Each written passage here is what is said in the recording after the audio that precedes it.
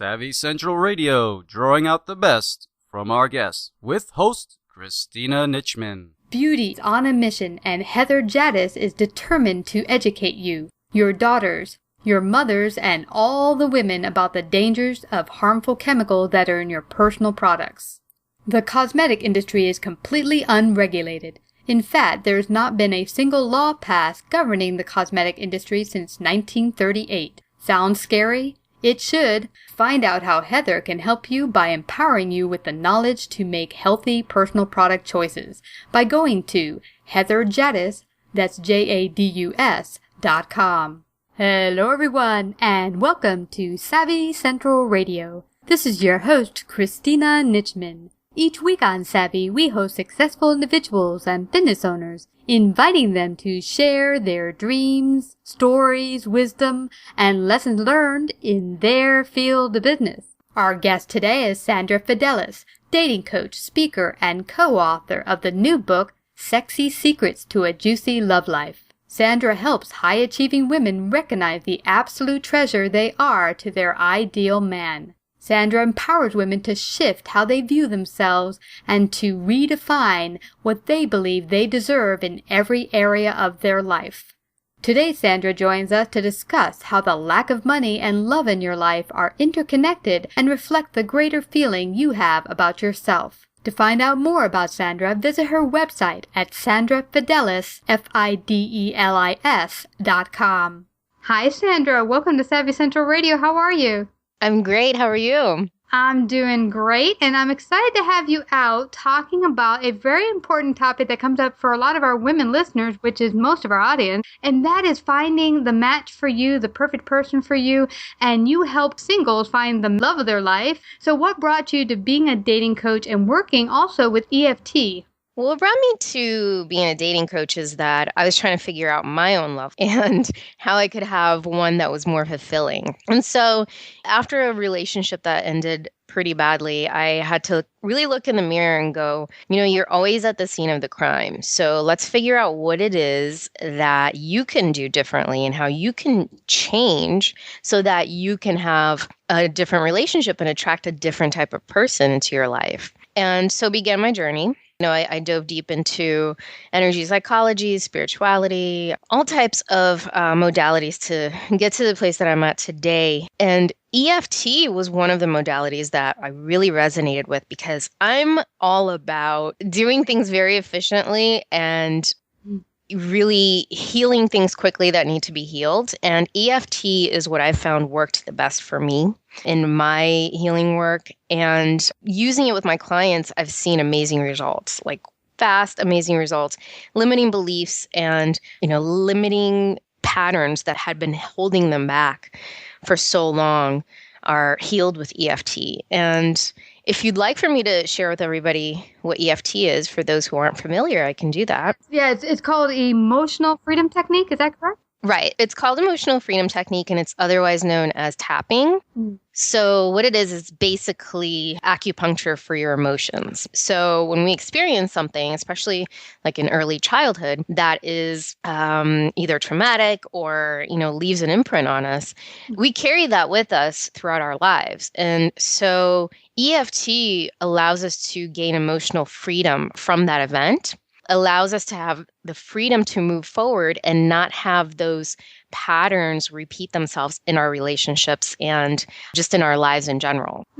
Why hitting on certain parts, meridian points and such, why does that help release certain emotions like negative emotions and such? How does that work? Well, EFT was created and it's basically a combination of NLP, neuro-linguistic programming, and energy work, which is, the Chinese medicine and working with the meridians. So a combination of the actual phrases that you use, as well as tapping on certain energy points in the body allows you to release the emotions that are actually related to that specific event.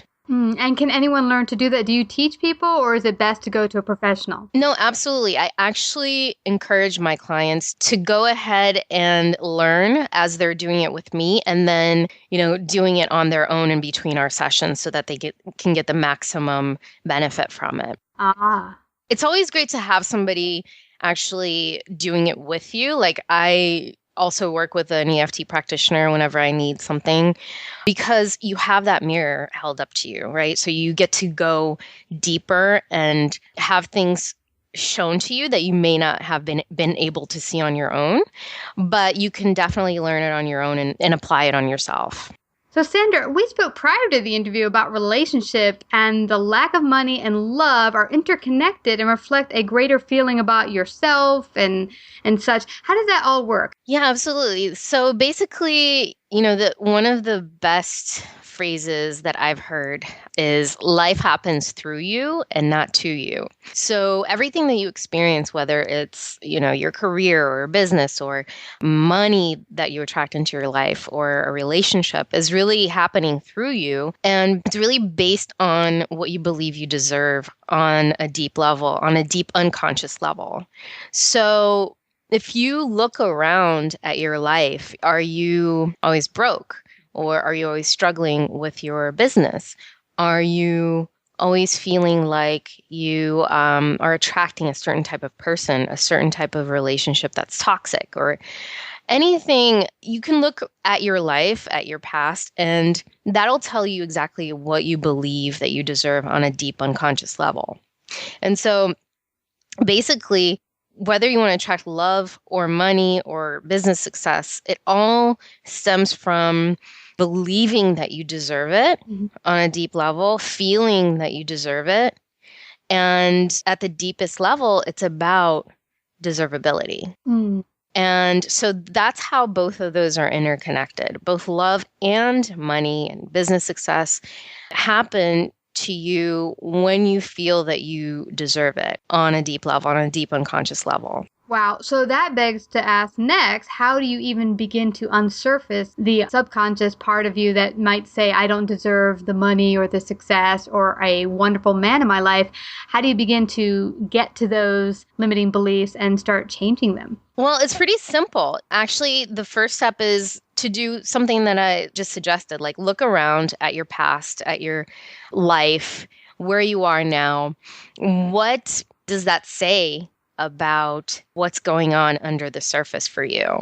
Now, do you have a certain type of person that you typically attract? Is it the unavailable guy?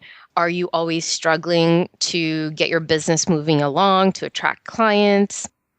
Sit down and write down how you feel about your money situation. Do you feel that making money is difficult? Do you feel that you have to work really, really hard to make money? Do you think that relationships are difficult?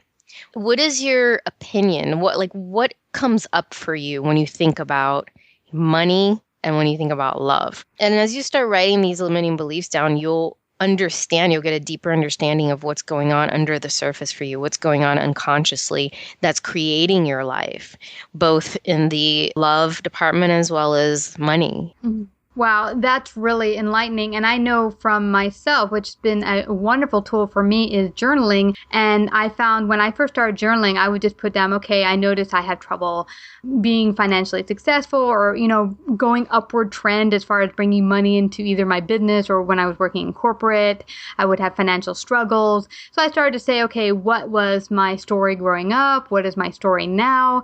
But it was interesting peeling back layer upon layer because as you continue to write, first, what comes up to mind, like money doesn't grow on trees or rich people are evil or whatever limiting beliefs might come up for you, as you continue to write them down and go deeper with each, like writing and keep going deeper on it, you start to see there's something behind that. And I think for a lot of women, it's that I'm not worthy, as you touched upon in the beginning. Now, why do you think that's such a big thing for women in particular? That's a great question. I think that women, especially in terms of money, women have just over the past, maybe 5 decades, been really out in the workforce and making money. And it's something new for us to actually go out and hustle and make money. So it would, be understandable. It's understandable that it would be in our collective consciousness as women that we can't do it, or that we're not worthy of it, or it's difficult, or, we have to sacrifice family and other things to actually be successful. So I think that unfortunately women do struggle with worthiness, not just in the money department, but in the love department as well. And I think that that's a running theme in our lives collectively. Yeah, I would totally agree. And you make sense, because when you think about it, it wasn't that long ago that even marriages were arranged. We weren't allowed to marry for love or pick the man we'd like to be with for life. And even as far back maybe as the 60s and 50s, you chose the man that could provide for you more than the man that you really loved and could see spending the rest of your days with. So it's really, really changed drastically in a very short time for women. So what do you think women can start to do to start becoming aware and start living more in their power? Well, the first thing I would say is to really start looking at those limiting beliefs that you have about yourself, about love, about money, and really start, like you said, Christina, journaling and writing them down, and then start disproving them for yourself. If you need help, if you need assistance in getting past some of these limiting beliefs, I mean, there's so much out there in the internet world that it will allow you to do so. Tools such as EFT are there for you, something that you can do on your own. If you want to go further with a practitioner, there's so many available options for you. But first thing is to actually look at what the limiting beliefs are that are creating your life, and then figuring out a way that feels right for you, that you're going to move past it, because that's what's going to allow you to not only allow just, financial abundance, but the abundance in other areas of your life, like your love life. Absolutely. And from working yourself with many women trying to find the perfect match in their life, what have you seen as the number one mistake you see women making in choosing partners? That's a good question. The number one, I actually wrote a blog post on this recently, and the number one mistake I see women make is that we're under such pressure to not be single anymore, right? We are under so much pressure to meet somebody and start a family, not just biologically, but we get that from society as well. And so I think that women just don't enjoy the dating process. They rush into relationships. They don't really do their homework. They will dive headfirst into a relationship with somebody who really doesn't serve them, that is not going to serve them long term. So I think that the biggest mistake I see women make is that they go into dating and they don't remain open to all of the possibilities that are available to them. They want to just end this dating merry-go-round that they're on. They don't want to meet a bunch of strange men. They want to be in a committed relationship. So instead of remaining open, they will sometimes latch on to the first person that they have chemistry with. And sometimes chemistry is not the greatest judge of whether or not a relationship is going to be good for you. Yeah, that's for sure. I've noticed that in my life. And it's interesting you mentioned that about people just going straight for the committed relationship and not wanting to stay on the dating wheel to see what match would be the perfect one for them. And I think our society collectively is still stuck on the idea that women should be married to be a good woman. You're with someone. If you're not with someone, there's something wrong with you. That drove me crazy as a single person. I mean, for years within my family and my circle of friends, it was constantly like, so do you have anyone? Do you need me to match you up with someone? Pretty sad. Yeah, absolutely. Yeah. And never mind, the ticking biological clock, right? That we feel pressure from, but, just society, like you said, feeling like there's something wrong with you if you're not in a relationship. And that's absolutely not true. I mean, it's interesting because in my family, we have 3 girls and 1 boy, my brother. And for my brother, it's interesting. My mom's like, you don't ever have to get married. Relax. But for my sisters, my mom's like, okay, what's going on here? Come on. I need children. Hurry up. Right. There's a lot of pressure there. And I was reading an article today that was talking about how there's like 20 million single women over the age of 35. that are, for advertising purposes, advertising dollars, they're called indies. And, how these women are, this is like, this is a demographic that's a force to be reckoned with in terms of advertisers clamoring for their dollars. So, there's so many single women out there, and I work with a lot of them, and I know that they feel the pressure. If you can learn to relax and to open yourself up and, open all of the available doors to you, then a healthy relationship will come to you much easier than if you continue feeling that pressure of having this relationship so that you can, have a family or you can make your mother happy. So relaxing into it and not rushing into something that may not be right for you is what I always tell my clients. Yeah, and I can relate to that. My significant other, my partner, we've been together now 9 years.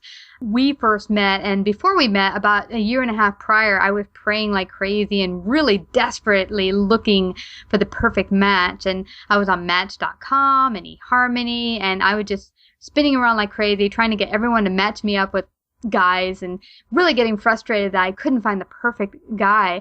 But interestingly, and I've heard from a number of women the same thing, that when I finally surrendered the desperateness that, I've got to find the perfect guy, let me just start enjoying the men I'm meeting, that's when I met my partner 2 months later. So that just goes to show what you're saying. That the same thing happened to me once I started relaxing into it, and I, said to myself, I'm just going to enjoy this process. It happened for me like the following week, and I met him. Yeah. Talk about results. And so from your experiences, what would you say are like the 3 big deal breakers that you should watch out for when looking for Mr. Right? Yeah. I like to have, as I work with my clients, you're holding their hand through this process. And what I always tell them is to watch their actions and see if they match his words, right? So is there a disconnect between what he says he's going to do and what he actually does, right? Does he consistently disappoint you? Does he consistently show you that he really doesn't have the integrity that you'd like? So watch actions versus words. That's one thing. The next thing I would say is to look at whether he's somebody who you feel would support your dreams and aspirations, because I work with a lot of high achieving women, a lot of successful women, a lot of either business women or career women. And, these women are just not going to like sit back and not do anything once they're in a relationship, right? They have their goals, they have their aspirations. So look for somebody who's actually going to be supportive and be a partner to you. And supporting you to have dreams and to go for them. Absolutely. And then the third thing I would say is, this one's kind of like a big red flag, but sometimes, like we were saying before, if you have this chemistry with somebody, you're willing to overlook a lot. So if he's been struggling with like substance abuse or, some alcohol issues, he may be a wonderful person deep down, but he's probably not ready to be in a relationship or a healthy relationship. So look at whether he has any of those issues up front. And I know it's hard for you to figure that out up front when you're just meeting somebody, but that's why it's important for you not to dive right into a relationship, an exclusive relationship, just because you feel that strong chemistry. So do your homework and remain open to other possibilities. That way you'll be able to see things clearly and see if this person's really right for you. Absolutely. I guess another thing we might just want to mention to the audience is make sure that you don't think that this is the only thing that you have. There's plenty of men out there, and don't limit yourself. Absolutely. Yeah. And one thing that helps, Christina, I think, is to just start looking at life in general as, the universe as abundant. Yeah. This is an abundant universe, and start noticing that in the smallest ways. And that'll allow you to open your mind up to the abundance that's there for you on multiple levels: money, relationships, health, whatever area you'd like to attract more abundance. And just start noticing and having gratitude for the abundance that's already in your life. Perfect. That abundance and remembering gratitude, the biggest one of all. I think I've heard from so many experts that is truly the key to enhancing any part of your life, is to remember what the gifts that you have right in front of you right now. Absolutely. Yeah. So girl, I'm excited because you have a whole bunch of cool things set up in your business coming up. And you've just also co-authored a wonderful new book. Tell our audience a little bit about some of your upcoming programs and events. Yes, I just co-authored Sexy Secrets to a Juicy Love Life. And the chapter I wrote for the book is called Be Magnetic to Mr. Right. And so it basically talks about, a little bit about my journey, and talks about how some of the steps that I take with my clients in helping them attract somebody that's right for them. In terms of what I have going on, I have lots of really cool, exciting things. I'm currently working on something that is top secret, but will be released within the next couple of weeks. And I'm excited about that. So I will be, making sure that everybody who's on my email list gets that news. I do host my own virtual events, and I'm going to start a new podcast. So that's also coming up in the next month.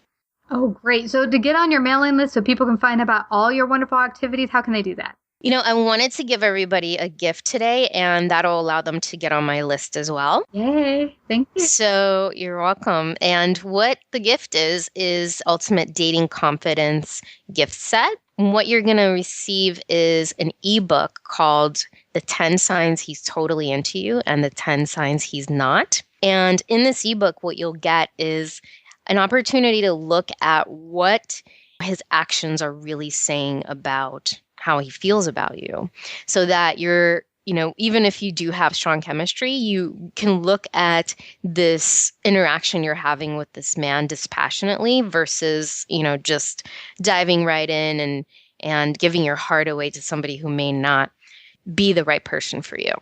That is fabulous. Thank you so much for that wonderful offer, Sandra.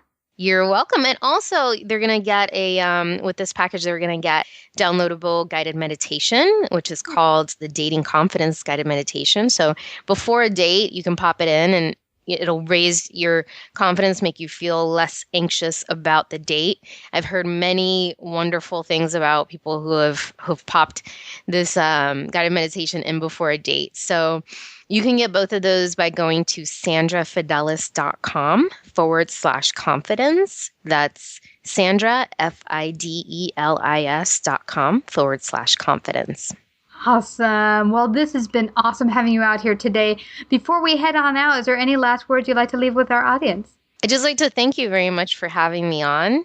And I wanted to, let everybody know that if I'm very accessible, if you have any questions, you can just, go on my website and shoot me an email. If you want to speak to me, you can always book a Get Acquainted call.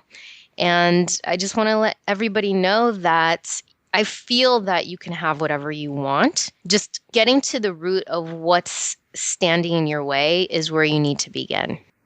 That is a wonderful way to end out, an awesome tip. Thank you again, Sandra, for coming to Savvy Central Radio and sharing your wisdom and tips. Thank you so much. Beauty's on a mission, and Heather Jadis is determined to educate you, your daughters, your mothers, and all the women about the dangers of harmful chemicals that are in your personal products. The cosmetic industry is completely unregulated. In fact, there has not been a single law passed governing the cosmetic industry since 1938. Sounds scary? It should. Find out how Heather can help you by empowering you with the knowledge to make healthy personal product choices by going to Heather Jadis, that's JADUS.com. There's some exciting changes coming this 2015 for Savvy. We'll start videocasting some of our interviews. Also, stay tuned for a new book presently being worked on by my co-author and I, Karen Rowe. We'll talk about how to bridge the gap from worker bee to business owner, and the lessons we've learned on our journey to entrepreneurship. In addition, this spring we'll start live interview opportunities in Manhattan, which will later be aired on iHeartRadio. a new mix to business networking and interviews. For those interested in participating as a paid sponsor or interviewee, contact us at 718-713-2289 or savvycentralradio@gmail.com.